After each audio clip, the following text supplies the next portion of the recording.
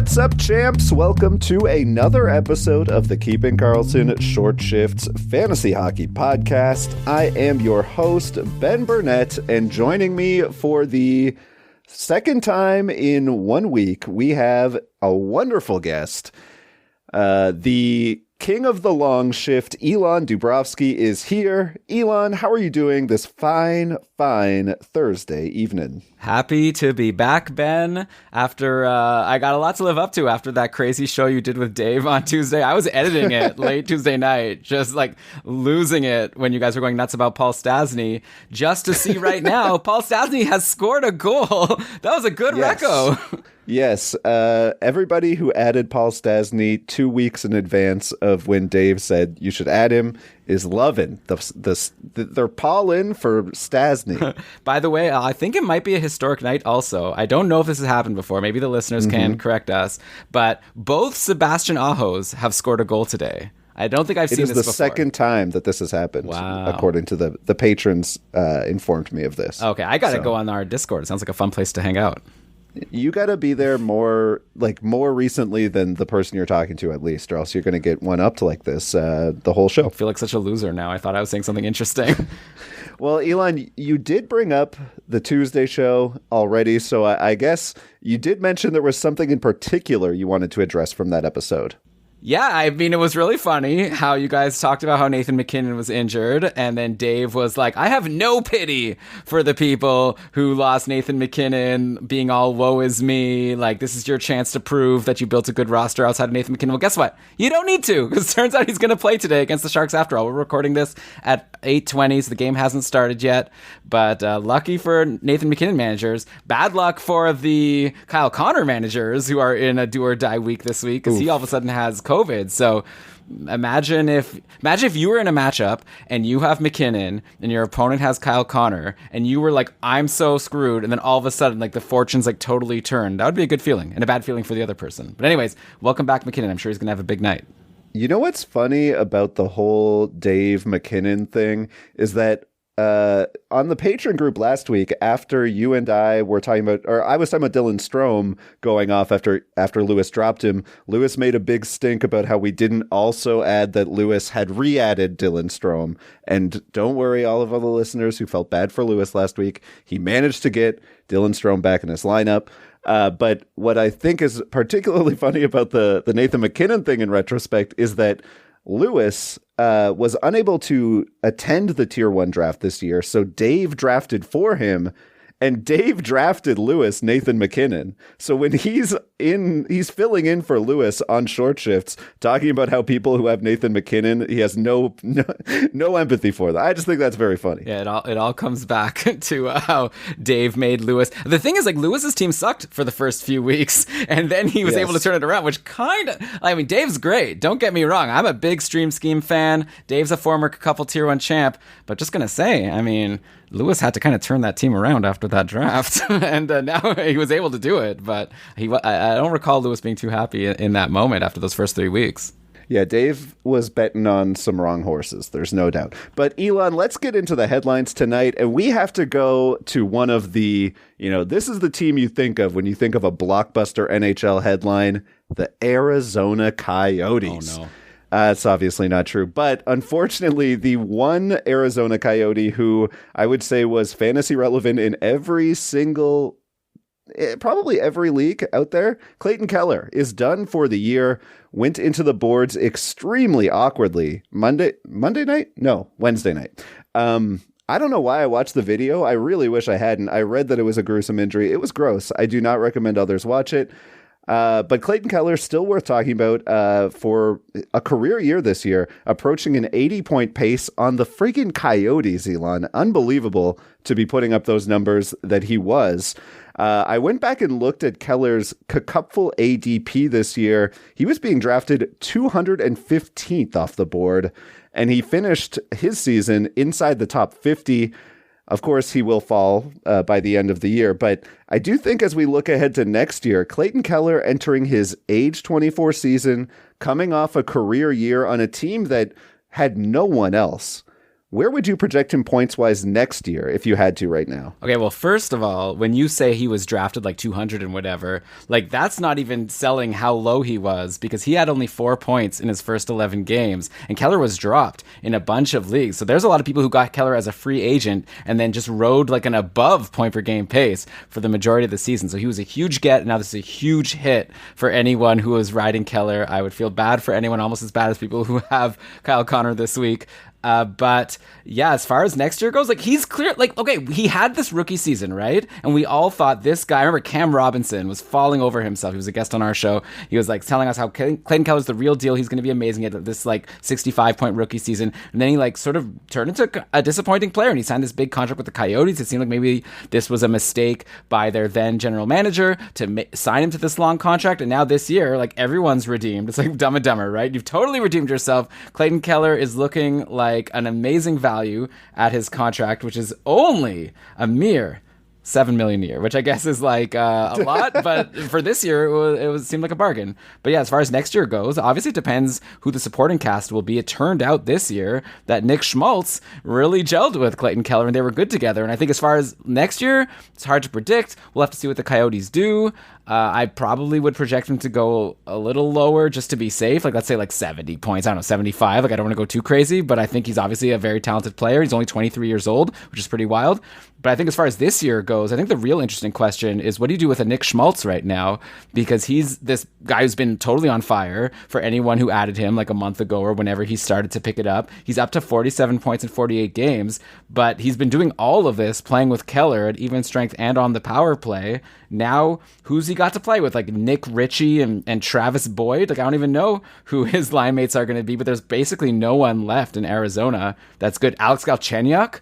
I don't know, Phil Kessel's there for whatever that's worth. Like, so nothing. That's not worth anything. But Nick Schmaltz has shown himself to be so talented, right? So it's like, what do you do now? I honestly don't know the answer. I feel like if it was me, I'd probably hold on for a game or two, but I'd be watching closely. And I think at this point, not only has his injury obviously killed the value for Clayton Keller managers, but also Nick Schmaltz, I'd be very worried that maybe now he loses a ton of value as well. I'd be worried about Schmaltz, no doubt, but I will say that he wasn't playing with Keller all season. Like, he started to put up the ridiculous pace once he got up there, but he's been pretty solid even before he was stapled to that top line. So, I mean, it's possible that he's still fine. The Coyotes do play Friday, Sunday this week, and then they play Monday next week. So I'm at least holding on to him through that Monday and then probably reassessing just based on how dire things look. But if he puts up, let's say he puts up just 1 point in the next 3 games, it's sounding like you're definitely dropping him. Yeah, I think that's perfect, actually. This is a perfect situation. If you have Nick Schmaltz, you're going to get this 3-game trial. Ben has just nailed it.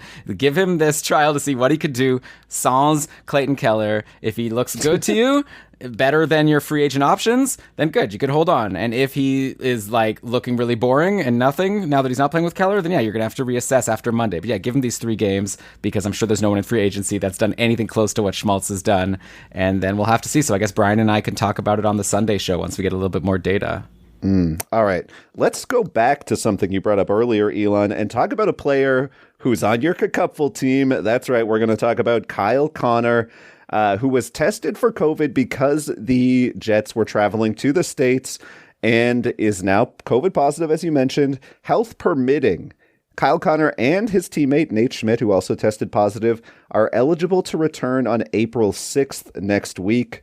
Hopefully they're both fine and don't experience serious symptoms. That's most important here. But Elon, I have to ask while I have you on the show, with Kyle Connor on your Cupful roster, sitting on a bye week right now, awaiting that round 2 opponent, how tilted are you at this very moment? I mean, on one hand, this could turn out really well for me, right? Because I could stash him in my IR for Monday, Tuesday. The Jets don't play until Wednesday next week. They go Wednesday, Friday, Sunday. So if everything goes perfectly, I stash him in IR. I get an extra roster spot for Monday, Tuesday. I happen to have Mark Giordano, who plays Monday, Tuesday. I have a plan right now. I'm either going to drop him, I'm going to drop Duclair, or Verhaeghe. That's my plan after Tuesday, to bring in Kyle Connor Wednesday. But of course, that's assuming that Connor actually plays Wednesday. If he doesn't play Wednesday, yeah, I'm going to be pretty upset and concerned. And like Dave said, obviously I'm not going to totally flip my gaskets about it and assume that I'm going to lose. Like, hopefully my team can still contend, but that would be a huge loss. Keller has had an insane season. Like, he's, I think, top Connor. 5. What did I say? Keller. Clayton Keller, Kyle Connor, all these CK names, but you know what I'm saying, right? Like if you look at all the players in Cupful, go by their fantasy points. This is our Ultimate Patron League. We have a pretty standard scoring here, and I'm looking at the total points on the season. There's Connor McDavid, number 1, Austin Matthews, number 2, which is actually surprising to me. I would have thought that Matthews would have been higher than McDavid. Maybe they have a 61 games for Matthews and 67 games for McDavid. That explains that.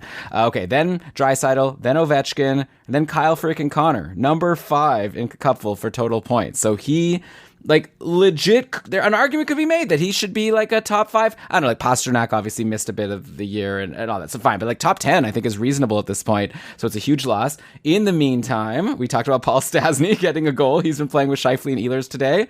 And I guess maybe the other big headline is Nikolai Ehlers is actually getting top power play deployment, which never happens. But also, you know, Kyle Connor never gets injured. So this is the first time I think we've seen this. And he has a power play goal today. So I think for people who have Nikolai Ehlers on their teams, they're like hoping that Connor, you know, obviously they're not wishing ill on him, but they hope that he'll rest up for maybe a little bit longer.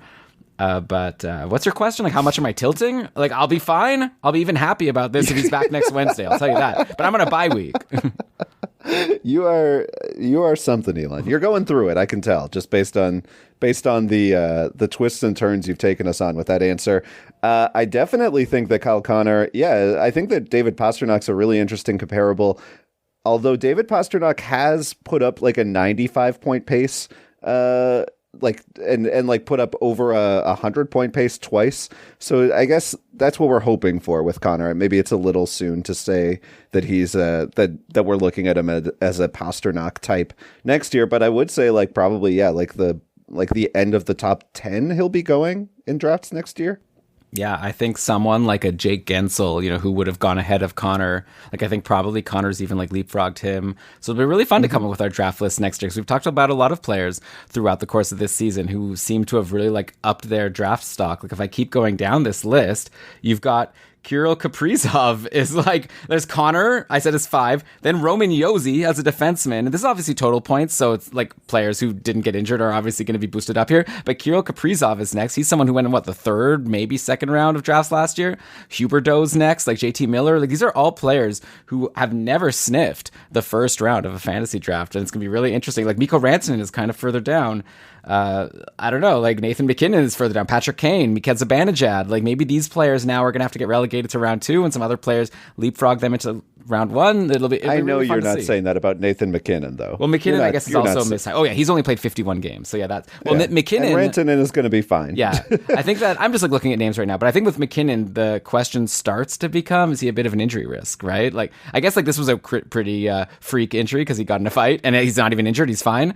But he has missed... He's only played 51 games this year, when most people have played, like, 60-something. So, he's missed time. He's missed time in the past. I wonder, like, when going into this season, it was like, if you had a top 4 pick, this is what you and Dave talked about on Tuesday. If you had a top 4 pick, it was so obvious. You just grab one of Matthews, Dre, McDavid, or McKinnon. Now I wonder if maybe you don't pick McKinnon because you want to take someone a little bit more safe. Like maybe you take an Ovi or... Is McKinnon less safe than Austin Matthews in terms of injuries? Well, I think Matthews is just like straight up shown himself to be on a higher tier than McKinnon in terms of he scores goals every single game. That's fine. But if your concern is injury, then I think they both have similar injury risk, I would say. Sure. But yeah. Like I would project them both for like 70 to 75 games. You know what I mean? Like probably just to hedge my bets. Yeah, that's fair. Like Austin Matthews is honestly to me in a separate conversation. Like he's just like totally broken out as potentially the top asset. Yes. But there is the injury. Welcome to the friggin' club. All right, we have two more injury conversations to have here. First of all, Petr Mrazek out for the rest of the regular season, or out for the rest of the fantasy season.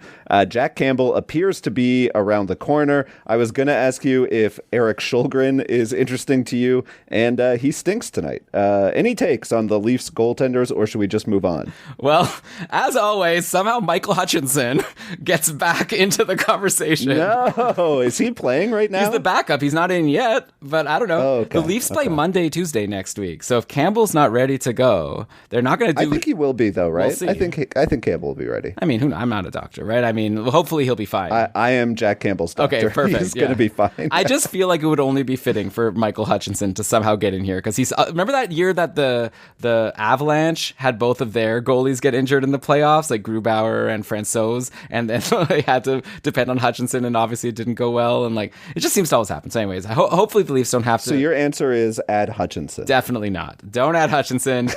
Don't add Shalgren unless you're like people totally overreacted. I think to Shalgren. Maybe I did too. I don't know. Oh, yeah. He had like one or two good games, but like this is a guy who like wasn't sniffing any fantasy relevance ever for a reason. And anyway, he's winning right now. The Leafs are up 4-3. Well, that's true. It depends on the categories of your league. Like if he plays, the Leafs are going to do well. I don't have the confidence yet that you can like depend on him to not blow you up. But the Leafs are a great team. So yeah, if you could get Shalgren, like I'm not saying to now because he's letting 3 goals today against the Jets, like all of a sudden like forget about him. I'm just saying that he's You just love Michael Hutchinson. You had to bring him up. I just think it's funny. You had to pump his tires. Michael Hutchinson is a guaranteed if you're playing daily fantasy, you draft all the players playing against Michael Hutchinson.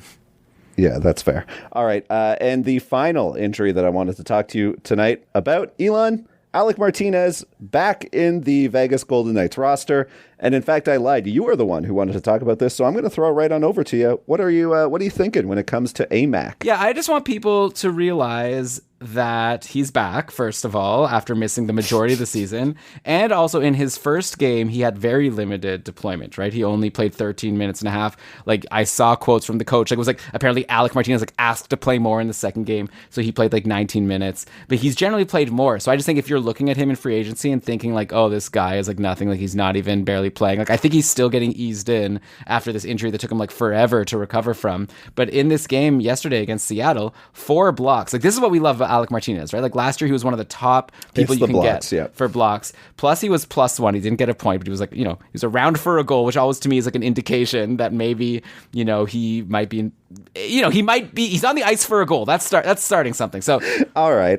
You're now you're just pumping the plus minus tires. Let's relax. Well, I'm just saying for the plus minus, I think that when people like judge a player based on like and saying their skill depends on the plus minus, that's going a little too far. But I like a player that's on the ice for goals and didn't get a goal because generally that means they might have had like a lower than expected IPP. Maybe they've just like contributed to the offense but didn't get a point. All I'm saying is but defensemen are unlikely to get in on a goal when they're on the ice. They have like a IPP around 30%. So it's like that's to be expected. Yeah, I'm just saying I like to see it. So as someone who's been pumping up Alec Martinez since the start of the year, when he got injured, I was saying like don't read too much into his slow start because everyone was injured, and now unfortunately everyone is injured in Vegas again. I just have a hunch that he's going to be someone that you're going to want to have on your team maybe at one point for the fantasy playoffs. I just want people to be aware of him, and especially if your league counts blocks, I think he's going to be like solid there, give you a floor, and I'll bet you he's going to get more than 3. He has 3 points in 13 games. I could see him being closer to like a 35-40 point pace. So you put that together with the blocks, I think that's valuable in a lot of leagues. I just wanted to mention him. Can I go back to the Leafs super quick? Sure. Just because I don't want to like go. We're in the injury section, but then like we're gonna like leave the Leafs just to come back to the Leafs. Just a couple interesting things. First of all, we are talking about the Leafs later. Yeah, well, we already mentioned we're already there, right? Let me just quickly. Or fine. All right.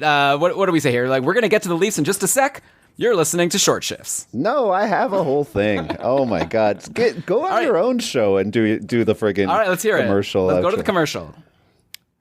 When we come back, Elon, I have a statistic for you about a player who could break an Ovechkin personal best. You're listening to Short Shifts. Welcome back to Short Shifts. And Elon, we got to talk about a couple of streakers here, and we're going to start with my boys in New York, and in particular, Christopher Kreider, a player who has been brought up on your show, on my show, all season long. People keep expecting him to fall off, and he is doing anything but 6 goals and 10 points in Kreider's last 10 games. He now is up to 46 goals on the year and is pacing for 78 points on the season. Brian has talked about Kreider's power play shooting, and when I went to go and see just like how ridiculous Kreider's power play numbers are, I learned that Kreider is now up to 24 goals on the power play this year, which is already more than any other player has put up other than Alex Ovechkin on the power play since 2010. Wow. And now Chris Kreider is 1 power play goal away from tying Ovi's career high in power play goals. And Elon, here's a fun fact for you. In addition to those other fun facts, Chris Kreider also speaks Russian. Okay. So, just, maybe there's something there. We got Nikita Kucherov, also an elite goal scorer. Maybe there's something to it. I don't know. But Elon, I think the main question that everyone wants to know, hear you answer, is about how you tried to talk me out of trading for Chris Kreider before the trade deadline. And now he's, better than ever. What do you think? Answer for your Kreider slander, I guess. You were right, and I was wrong. You were very smart, and I was very dumb. I can't believe that Chris Kreider is doing this. I obviously am not as smart as you to have known that he was going to break Ovi's record for most power play goals in a season. Like, it's unbelievable. It's crazy. And it's also crazy because he's playing on a line with like Zibanejad and Vetrano right now, who are both also like known for taking a decent number of shots and scoring goals. It's not as if... Is Vetrano up on that line now? Lately, I think he has been, yeah. I thought it was Lafreniere and Vetrano on line 2 with Kopp and Panarin. All right, let me check the most recent. Or did they switch it out? I'm seeing... Yeah, they might have switched the latest games, Zibanejad, Kreider, Vetrano. Lafreniere is in the middle of nowhere, and then Kopp is playing with Panarin and Dryden Hunt. Oh, right, because Ryan Strome is injured. Okay, so anyway... Regardless, all I'm saying is like Kreider's not even playing with like an elite disher, like he's just like, it's phenomenal. It's a crazy season. Every year he's had these stretches where he's gone hot and then he's kind of like just cooled off and disappeared for a while. And that's why he's never like scored even more than 30 goals. So now it's pretty insane that he's up to 46 goals when his career high is 28. So he typically struggles with injuries too. True. So it's he's been fortunate to stay healthy this year. The real question, is now he's 30 years old. Is this like a situation where he's found a new gear? Like, I think of like a Brent Burns, who was just a solid player in the league. And then around the time that he turned 30, he turned into like a huge superstar, maybe like a year or two earlier. And now Chris Kreider, I'll be so interested to see like next year. I feel like I'd be too wimpy to draft him expecting like 50 plus goals, but it's possible that he's found something and he's going to continue to do it. He's going to continue to play with Zibanejad. So you can't expect that the situation's going to change. And he's not so old. He's only 30, like I said, so he's not so old that we should expect some age related regression here at this point. So if he stays healthy, maybe this is like the real deal. Like he does obviously have a high shooting percentage and specifically on the power play, and power play is the kind of thing where you can't necessarily depend on. Like you might even just have a game where you don't draw any penalties and then all of a sudden you don't have any power play time. So that would be a reason to maybe be a little bit gun shy on the guy. But Ben, you like struck gold. Who did you trade to get him? I remember you got you traded away Jack Campbell, and I was thinking like, man, he's trading like a top goalie or something. So obviously that was one thing that turned out to be very smart because Jack Campbell, I think, has played like 5 games since then, and they've all been bad. Yeah, I also traded away Zach Hyman, who at the time you were saying is better than Kreider, and I think. All right, I think we should move on here. I think we're running out of time. I don't know if we can continue with it. Where are we going to go to the Leafs? Anyway, yeah, well, let's do that. I suppose. Anyway, Chris Kreider, incredible. It's that stat about how he could pass Ovechkin's personal best power play goals is pretty wild, right? I mean, it's not like he could. It sounds like he's almost for sure going to. There's like 15, 20 games left in the season, and he's one away. Yeah, I think he's going to. That's pretty wild, I think, right? Like the Ovi has his box. We need to get Chris Kreider. We got to get him something so that everybody knows that's where he scores. When you tip it in from right in front, you're cry dogging it, right? That Ovi also speaks Russian, famously. So.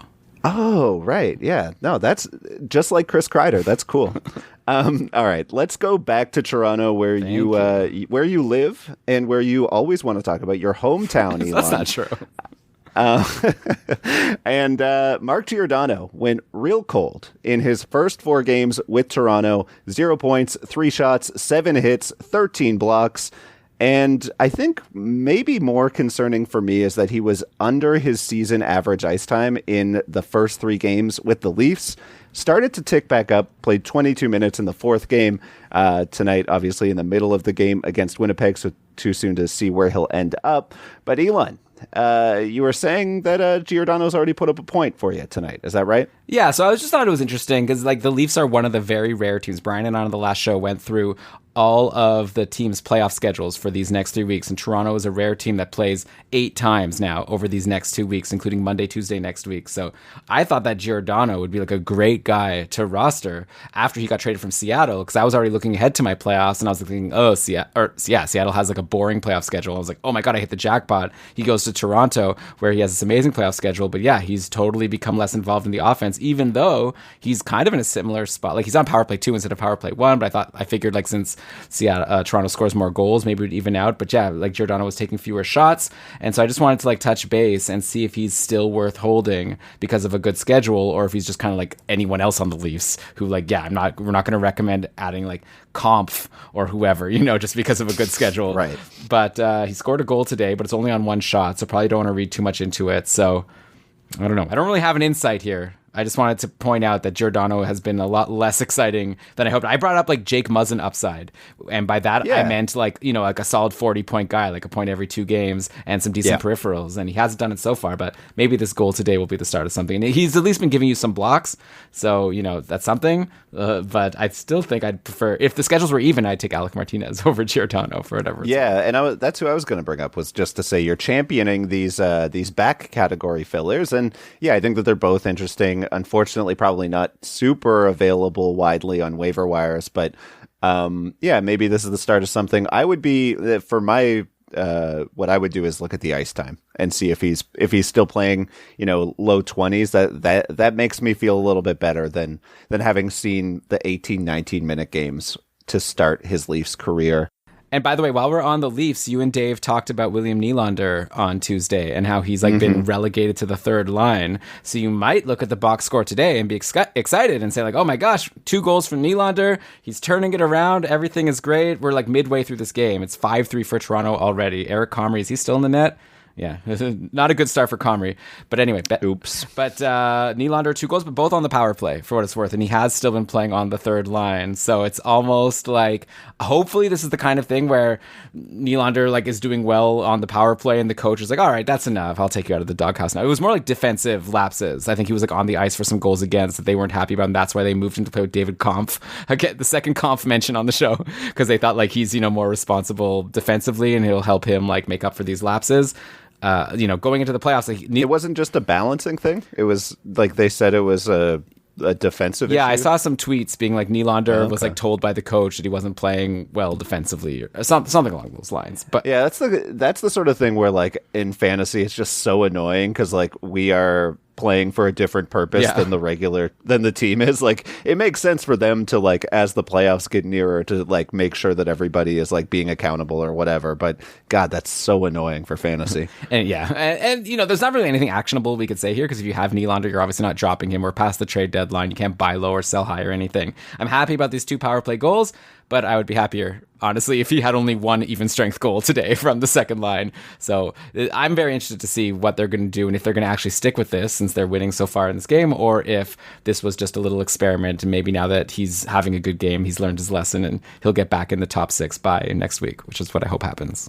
All right, Elon, we have one more player to talk about, and we need to get through this because Lewis is going to be so mad when he comes back next week and sees that I went over 30 minutes on each of the shows while he was gone. Why does he care?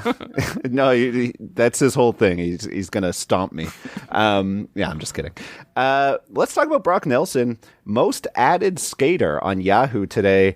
6 goals in his last 4 games, and going back a few more weeks, 14 goals in his last 14 games. A few weeks ago on Keeping Karlsson, I remember you guys were too bored to talk about the Isles. And at this point, Brock, I understood. Like at the time, I remember I was walking home from grabbing lunch, and I was like, "Yes, go to a different topic. This will be better." But ever since, Brock Nelson now up to a 70-point pace on the season. He's even ahead of Matt Barzal in the scoring race for the Isles.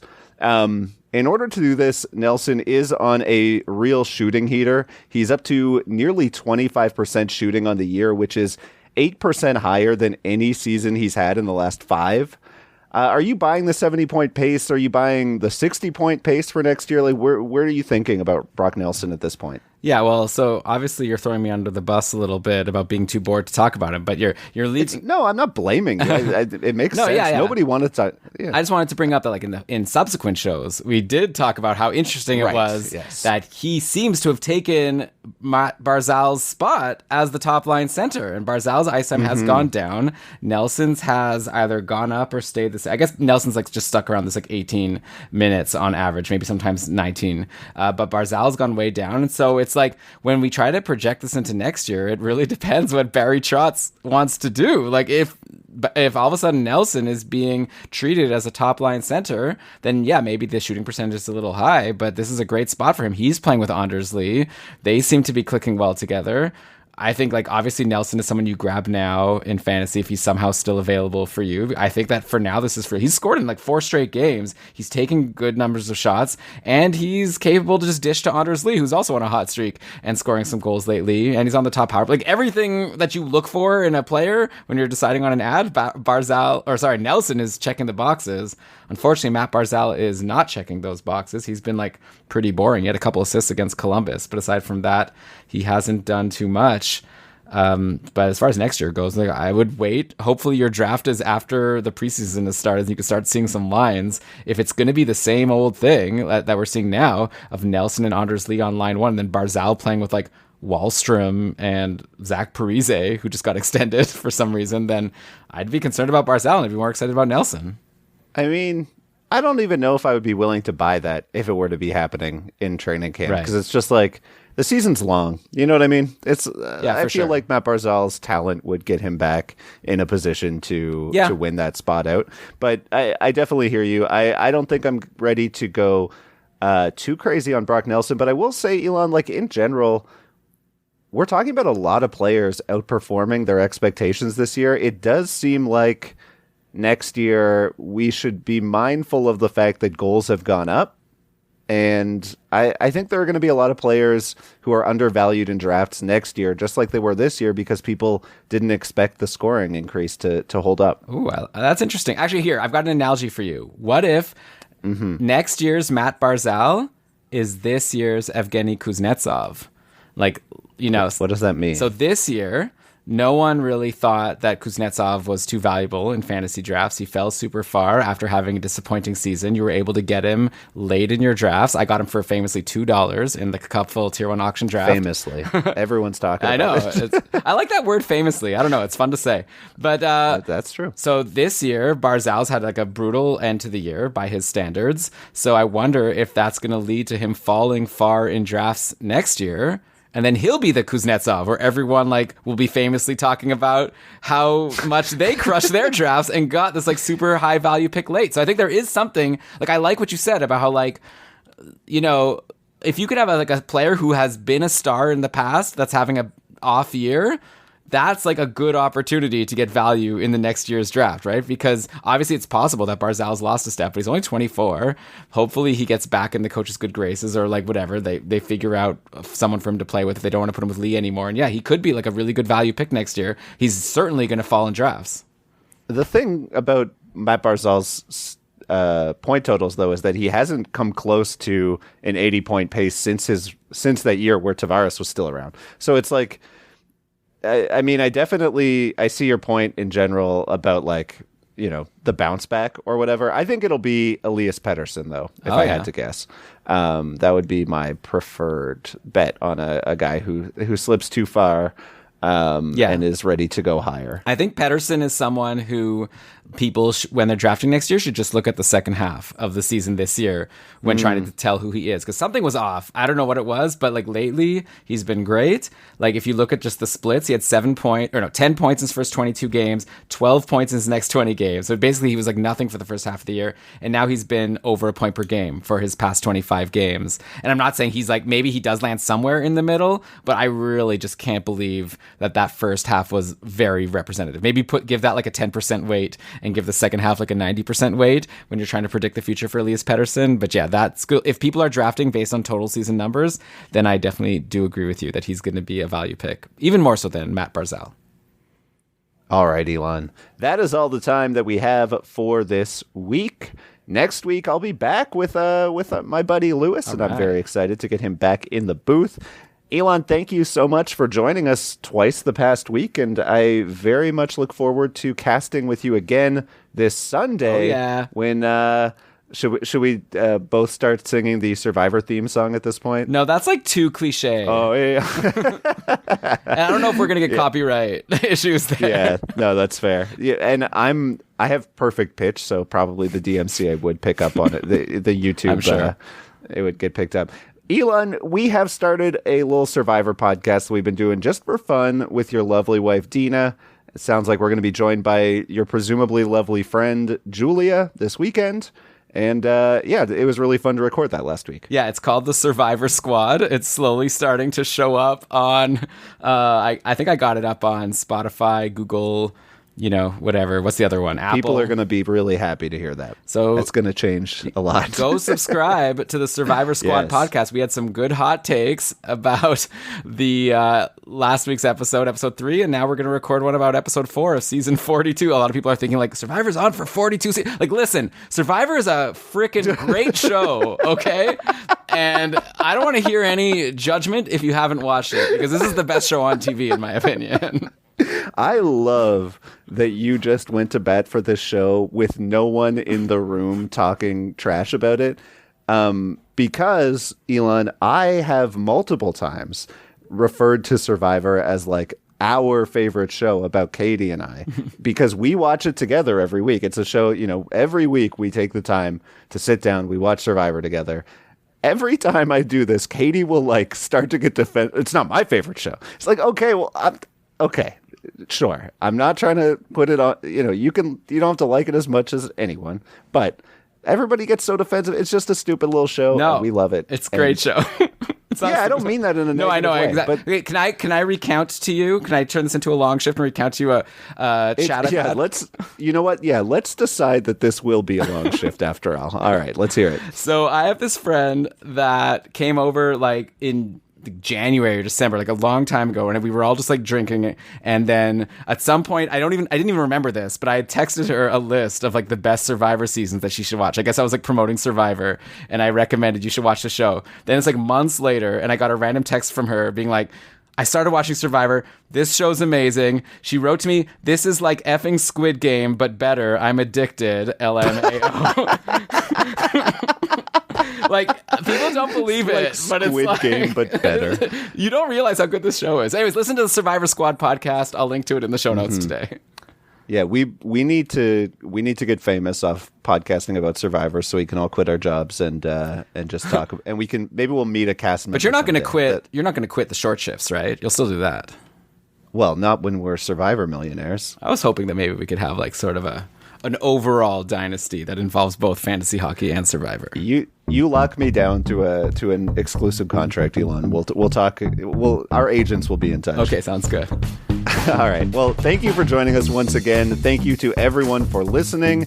And make sure to check out GameDayTweets.com for the latest updates on injuries, outjuries, lineup changes, starting goalies, all that fun stuff. Otherwise, though, until we see you next time, play smart and keep those shifts short.